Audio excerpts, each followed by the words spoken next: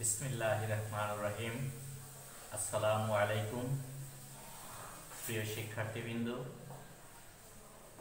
আশা করি সবাই যে যেখানে আছো ভালো আছো, সুস্থ আছো, নিরাপদে আছো।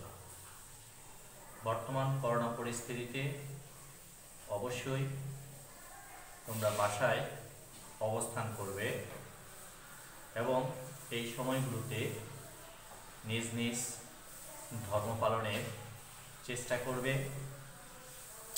বাবা মা, ভাই বোন, আত্মীয় স্বজন সবার সাথে সুসম্পর্ক বজায় রেখে চলবে।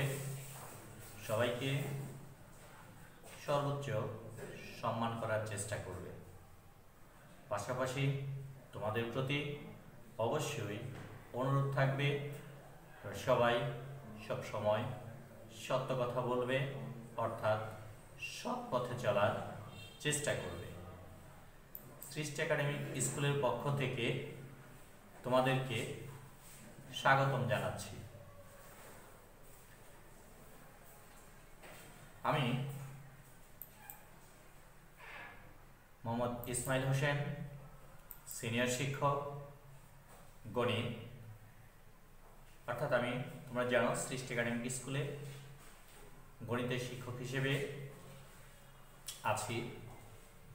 আমি তোমাদের সামনে গণিত বিষয়ে যে বিষয়গুলো সম্পর্কে আলোচনা করব, সেগুলোতে কোথাও বুঝতে সমস্যা হলে অবশ্যই আমার নম্বরে যোগাযোগ করার চেষ্টা করবে। প্রয়োজনে স্কুলে আসবে, আমরা সকল সমস্যার সমাধান করে দেব।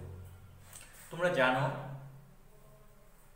বর্তমান করোনা পরিস্থিতির কারণে তোমাদের স্কুলের পাঠদান বন্ধ আছে, কিন্তু আমরা তোমাদেরকে পাঠের অন্তর্ভুক্ত রাখার জন্য আমাদের ভিডিও ক্লাস, তোমাদের বাসায় পড়তে পারবে এরকম পাঠ উপযোগী নোটপত্র প্রত্যেকটা বিষয়ে তৈরি করে তোমাদেরকে দেওয়ার চেষ্টা করছি।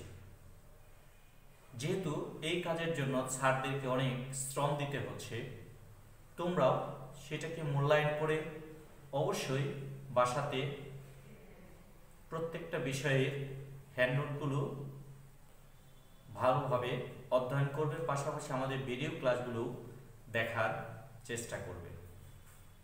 আবার সেই কথা বলছি, এগুলো থেকে যে ধরনের সমস্যা তুমি সম্মুখীন হবে তাহা অবশ্যই স্কুলে এসে সমাধান করার চেষ্টা করবে। আজ আমি তোমাদের সামনে নতুন বছরের অর্থাৎ 2021 সালের প্রথম অধ্যায়, যেহেতু নতুন বছর তাহলে নতুন অধ্যায় সম্পর্কে অর্থাৎ প্রথম অধ্যায় সম্পর্কে আলোচনা করব। তার আগে যেহেতু আমি বলছি নতুন বছর নতুন অধ্যায়, তোমাদের নতুন বছরে অর্থাৎ 2021 সালের শুভেচ্ছা জানাচ্ছি। আমাদের 2021 সাল অবশ্যই শুভ হোক, এই কামনায় আমি আমার আলোচনা শুরু করছি। তো আজ আমি তোমাদের সামনে আলোচনা করব প্রথম অধ্যায়ের যে বিষয়টা সম্পর্কে আলোচনা করব সেটা হচ্ছে বর্গ ও বর্গমূল। যেহেতু বর্গ ও বর্গমূল সম্পর্কে আলোচনা করব, তাহলে অবশ্যই আমাদের বর্গ ও বর্গমূলের সংজ্ঞাগুলো জানতে হবে। তো আমি এখানে তোমাদের একটু অ্যাড করতে চাই। তোমরা অবশ্যই আমার আলোচনার শেষে যে বিষয়টা সম্পর্কে ধারণা নিতে পারবে সেটা হচ্ছে বর্গ ও বর্গমূল, অর্থাৎ পাঠ শেষে শিক্ষার্থীরা বর্গ ও বর্গমূল সম্পর্কে ধারণা নিতে পারবে। বর্গ ও বর্গমূল সম্পর্কে ধারণা নিতে পারবে। তাহলে আমরা চলে যাব কোথায়? বর্গ ও বর্গমূলে। বর্গ ও বর্গমূলের জন্য তোমাদের সংজ্ঞা অবশ্যই জানতে হবে। খেয়াল করো, বর্গ কাকে বলে এবং বর্গমূল কাকে বলে। বর্গ কোন সংখ্যাকে সেই সংখ্যা দ্বারা গুণ করলে, কি করলে? গুণ করলে আমরা কি পাই? গুণফল পাই।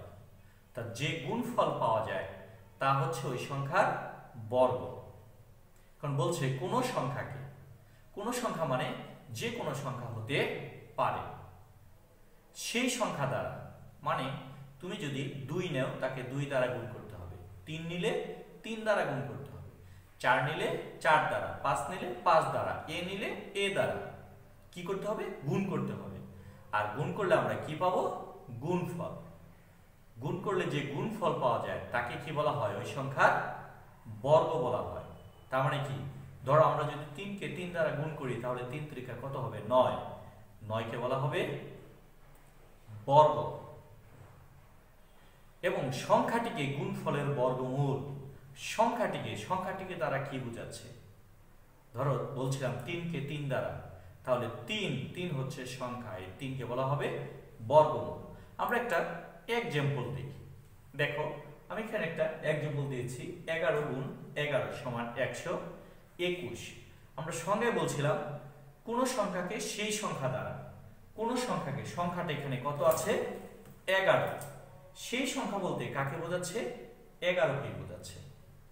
কি করলে? গুণ করলে। দেখো মাঝে আমরা কি চিহ্ন দিয়েছি? গুণ চিহ্ন।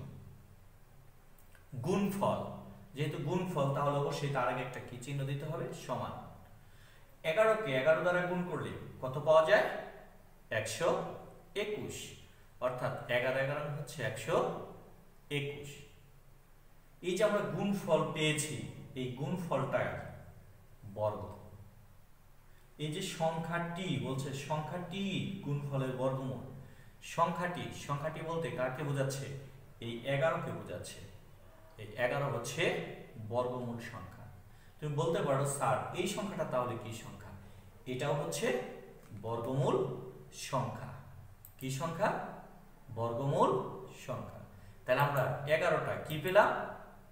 বর্গমূল সংখ্যা।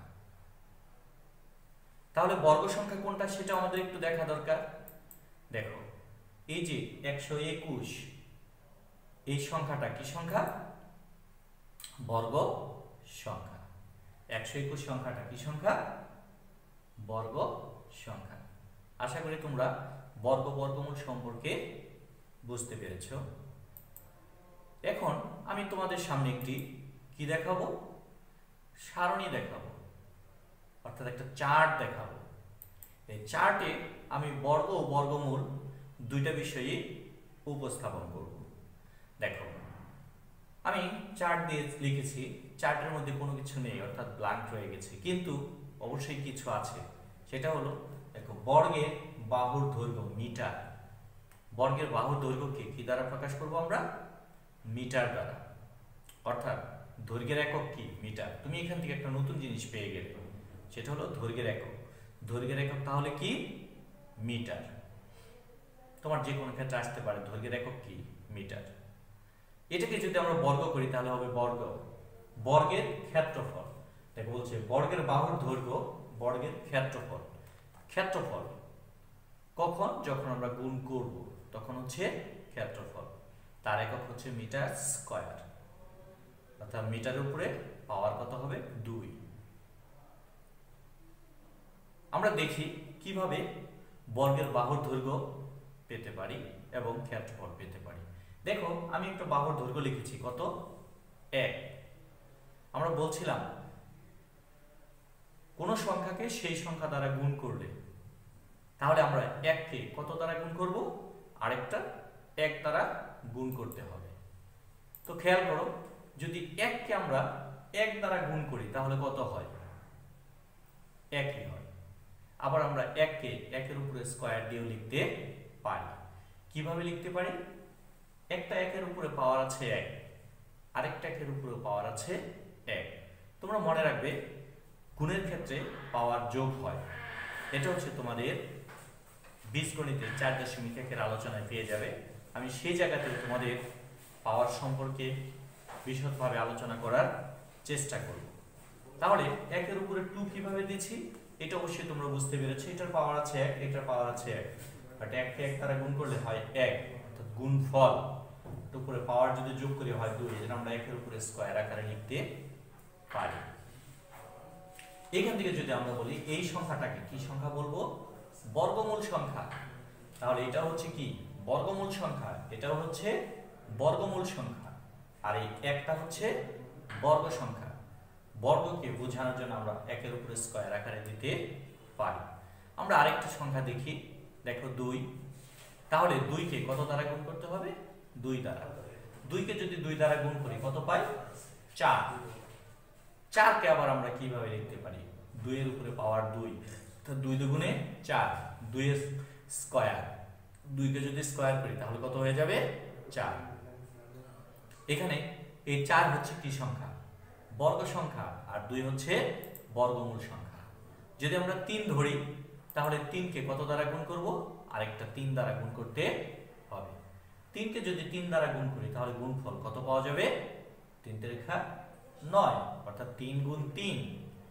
3 কে 3 দ্বারা গুণ করলে হবে 9, যাকে আমরা এইভাবে লিখতে পারি 3 এর স্কয়ার।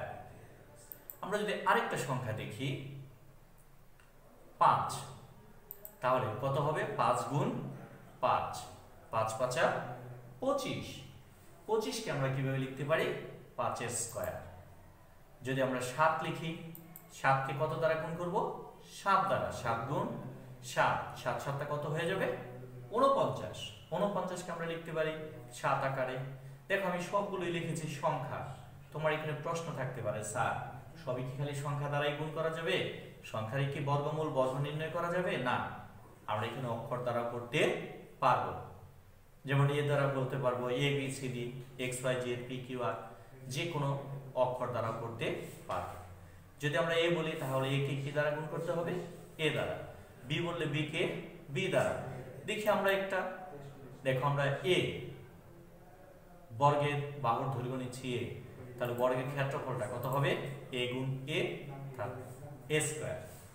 বর্গের বাহুর দৈর্ঘ্যটা কত হবে? এ স্কয়ার।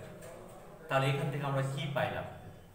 দেখো বর্গমূলের সংখ্যা হচ্ছে 1 2 3 5 7 এ। 1 2 3 5 7 এগুলো সবই হচ্ছে বর্গমূলের সংখ্যা। আমরা বর্গের সংখ্যাটা কত পেয়েছি? 1 4 9 25 49। এই সংখ্যাগুলো কি সংখ্যা? বর্গ সংখ্যা। তাহলে আমরা এখানে লিখছি 1 4 9 25 49 এই ধরনের সংখ্যা কি সংখ্যা? বর্গ সংখ্যা। তাহলে তোমরা কোনগুলো বর্গ সংখ্যা বুঝতে পেরেছো, কোনগুলো বর্গমূল সংখ্যা সেটাও বুঝতে পেরেছো। এভাবে আমরা বর্গ বর্গমূল সম্পর্কে ধারণা নিতে পারি। তোমরা ইচ্ছে করলে বাসাতে এই ধরনের চার্ট অর্থাৎ সারণী নিজেরা তৈরি করতে পারবে। তুমি যে কোনো সংখ্যা বসাবে বর্গের বাহুর দৈর্ঘ্যের মধ্যে, বর্গের ক্ষেত্রফল যখন বের করবে তখন সেই সংখ্যাকে একই সংখ্যা দ্বারা গুণ করবে, তাহলে তুমি গুণফল পেয়ে যাবে। আর এই গুণফলটাই হচ্ছে কি সংখ্যা? বর্গ সংখ্যা। তোমরা আবার জেনে রাখো বর্গ বর্গমূল। এই বর্গ সংখ্যা বের করতে চাইলে অবশ্যই মনে রাখতে হবে যাকে তা দ্বারা গুণ, যাকে তা দ্বারা। এটার মানে হচ্ছে যে সংখ্যাটা নিবে তাকে একই সংখ্যা দ্বারা গুণ করতে হবে। গুণ করলে যে গুণফলটা পাওয়া যাবে সেই সংখ্যাটাই হচ্ছে বর্গ সংখ্যা। এভাবে আমরা কি করতে পারবো? বর্গের সম্পর্কে ধারণা নিতে পারবো। তো আজ আর নয়, আশা করি সবাই ভালো থাকবে। তোমাদের আবারও আমি ধন্যবাদ জানিয়ে আমার আলোচনার সমাপ্তি টানতে চাচ্ছি। তোমাদের এই আলোচনাগুলো তোমাদের বইয়ের প্রথম অধ্যায়ের শুরু থেকেই আছে। তোমরা বই বের করে একটু রিডিংগুলো ভালোভাবে পড়বে।